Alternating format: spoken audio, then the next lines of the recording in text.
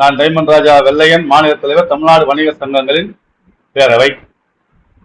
மறைந்த சுதேசி நாயகன் எனது தந்தை ஐயா தா வெள்ளையன் அவர்களுடைய மகன். எங்களது 43வது வணிக தின மாநாடு சுதேசிய கொள்கையோடு வணிகர்களின் ஒற்றுமை எழுச்சி மாநாடு என்று பெயரிடப்பட்டுள்ளது. இந்த மாநாட்டிற்கு தமிழகம் முழுவதும் உள்ள அனைத்து வணிகர்களும் வர இருக்கின்றார்கள்.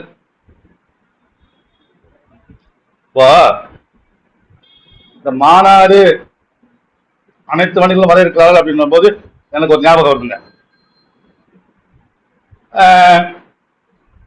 கொஞ்ச நாட்களுக்கு முன்னாடி ஒரு வணிக சங்க தலைவர் என்ன பண்றாருங்க, தனக்கு இந்த ஆட்சியில ஆதரவு இல்லை என்று தெரிந்து கொண்டு மத்திய அமைச்சர் நிர்மலா சீதாராமன் அவர்களுக்கு ஒரு பாராட்டு விழா நடத்துறாங்க. அதுக்கப்புறம் எதிர்கட்சி தலைவர் அண்ணன் எடப்பாடி பழனிசாமி அவர்களை சந்திக்கிறார்கள். அதற்கப்புறமா அவர்களுக்கு இப்ப இருக்கிற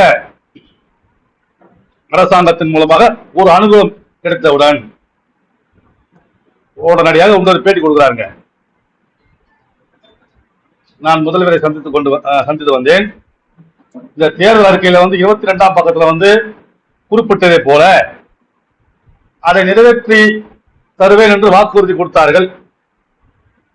ஆகையால் தமிழகம் முழுவதும் உள்ள 1 கோடி வணிகர் சார்பாக அவர் முதல்வராக எங்களுடைய வாழ்த்துக்கள் அப்படின்னு கூறினார். இதெல்லாம் எவ்வளவு பெரிய ஒரு அரமானம் வைக்கிற செயல் இதெல்லாம். ஐயா பாருங்க, நாங்க எந்த அரசியல் கட்சிக்கும் சாதாரணவங்க, நாங்க ஜாதி மதம் மொழி இனம் இதெல்லாம் வேறுபட்டுதான் எங்கள் தலைவர் ஐயா தா வெள்ளையன் அவர்கள் இந்த அமைப்பை ஒரு கட்டுக்கோப்பாக உருவாக்கினார்கள். உங்க தொகுதியில யார் யாருக்கெல்லாம் உங்களுக்கு அனுகூலமா இருப்பாங்களோ அவர்களுக்கு நீங்க ஓட்டு போடுங்க, தப்பு கிடையாது.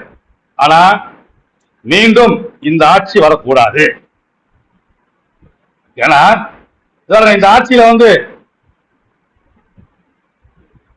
கொரோனா காலகட்டத்தில் இருந்த வணிகர்கள் கணக்கெடுத்து அவங்க குடும்பத்துக்கு அரசாங்க வேலை கொடுத்தாங்களா, இங்க அந்த குடும்பத்துக்கான நிதி கொடுத்தாங்களா? எதுவும் தரலங்க. அதுக்கப்புறம் போதை கலாச்சாரம், கஞ்சா போதையில அந்த தூத்துக்குடி மாவட்டத்துல ஒரு வணிகரை வெட்டுறாங்க. அதை தட்டி கேட்க காவல்துறை கட்சியை காட்டி மிரட்டி ஓட வைக்கிறாங்க. அவங்க எல்லாம் பிடிச்சி கையை காலை உடைக்க முடிஞ்சுதா? எதுவும் கிடையாது. இப்போ மாதவரத்துல ஒரு வணிகரை வெட்டினாங்க. கோலம்பாக்கத்துல ஒரு பழைய இரும்பு பேப்பர் வாங்கக்கூடிய ஒரு கடை உரிமையாளரை வெட்டுறாங்க. அவருக்கு 42 வயசு தாங்க. 2 கையும் அவரால் அந்த 2 கையும் இழந்து போச்சுங்க, செயலிழந்து போச்சுங்க. அந்த வெட்டினவர் யாராவது போலீசார் அவர்கள் உள்ள புடிச்சு போட்டியில என்கவுண்டர் பண்ணாங்களா? ஐயா அத இப்ப சொன்னார் பாத்தீங்களா, ஒரு வணிக சங்க தலைவர் 1 கோடி வணிகர்கள் என் கூட இருக்கிறாங்கன்னு சொல்லி அவர் அவங்க சந்திச்சு பார்த்து ஆர்வம் கூறினாரா? இதை தட்டி கேட்டு அவங்க போராட்டம் பண்ணாங்களா? ஒரு போராட்டமும் பண்ணாங்க. ஒவ்வொரு வணிகர்களையும் எனது சொத்துக்களாக விட்டு சென்றுள்ளார். என்னுடைய சொந்தங்களே, என் சொத்துக்களே, பாருங்க, உண்மையான வெள்ளையருடைய விசுவாசிகள் நாங்கள். அப்படி என்றால் அனைவரும் மறைமலை நகரிலே நடக்கக்கூடிய மே 5 மாநாட்டிற்கு ஒன்று திரள்வோம். நாம் அனைவரும் ஒன்று திரண்டால்தான் எந்த அரசாங்கம் வந்தாலும் நமது கோரிக்கையை ஏற்று அதை செயல்படுத்துவார்கள். அதே போன்று